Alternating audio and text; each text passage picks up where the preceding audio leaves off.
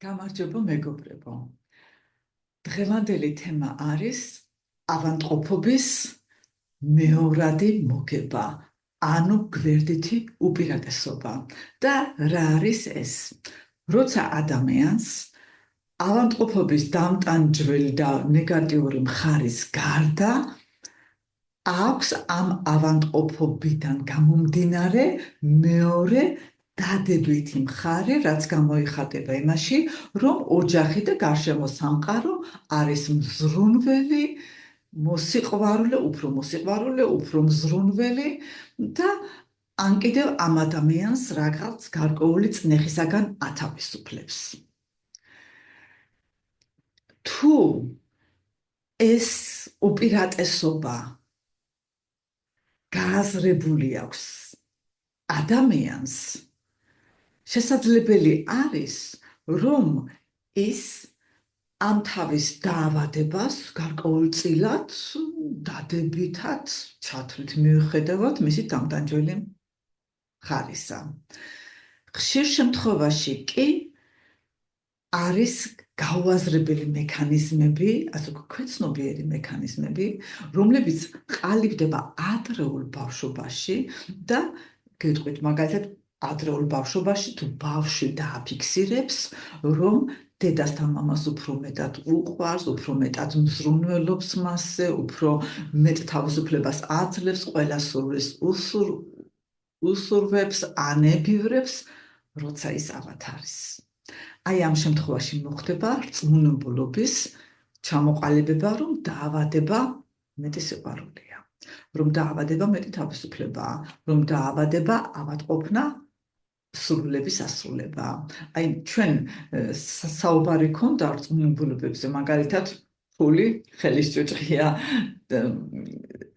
მაგალითისთვის და აი მსგავსი რწმუნებულობის ჩამოყალიბება მოხდება და რაც ადრეულ ასაკში ჩამოყალიბდება ეს, მით უფრო დიდი ალბათობა არის იმისა, რომ ის გახდება შინაგანი პროგრამის ნაწილი და შემდგომ ეს ბავშვი შემდგომაც ხშირად ავადმყოფებს და ის კი არა შესაძლებელია მოსწავლობის ასაკში, მშობლები უკვე გარდაცვლილები იყვნენ და მან რაღაც გამოწვევის წინაშე დადგეს და ავად გახდეს. და უკვე რასაკვირველია ის მოვლა და სრუნა შეიძლება არ აქვს, შეიძლება აქვს კიდეც და მშობლის როლში შემოდის მეუღლე ან შვილი, ესეც შესაძლებელია, მაგრამ ეს თუ პროგრამაში არის და გაუცნობიერებლად მოქმედებს, ის გახდება ავად და შემდგომ დაასკვნის, რომ არავინ არ ხედავს მას და კიდევ უფრო შეეცოდება თავი. ეს მექანიზმები ვიმეორებ, რომ არის გაუცნობიერებელი, რომ არავინ თავის ავადმყოფობას შეგნებულად არ იწვევს ან არ ახანგძლივებს.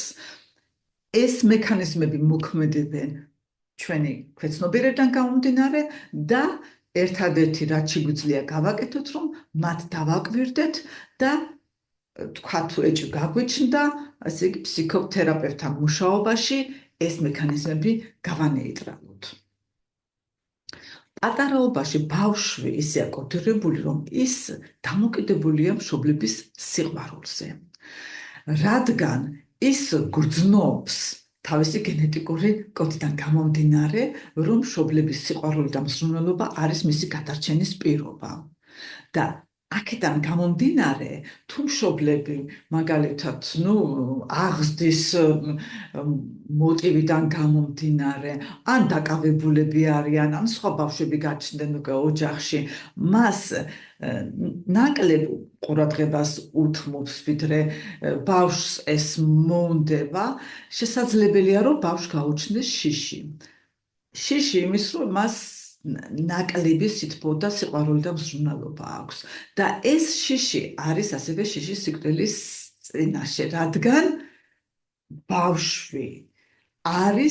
ბავშვის გადარჩენა მისი ამ გენეტიკური კოდიდან გამომდინარე არის დამოკიდებული აი ამ სიყვარულსა და მზრუნველობაზე. ეს მისი გადმოსახედიდან და რასაკვირველია თუ შენიშნავს, რომ ავადმყოფნა მას აი ამ სასიცოცხლო წყაროს აძლევს იმ მოცულობით, რომელიც მას სჭირდება გადარჩენისათვის, ის ამ საშუალებას გასაკვირველად ჩაეჭიდება და როგორც თქვი, აი ეს ქმნის რწმუნობლობას, რომელიც შემდგომ დიდი ალბათობით მთელი ცხოვრება გაყვება.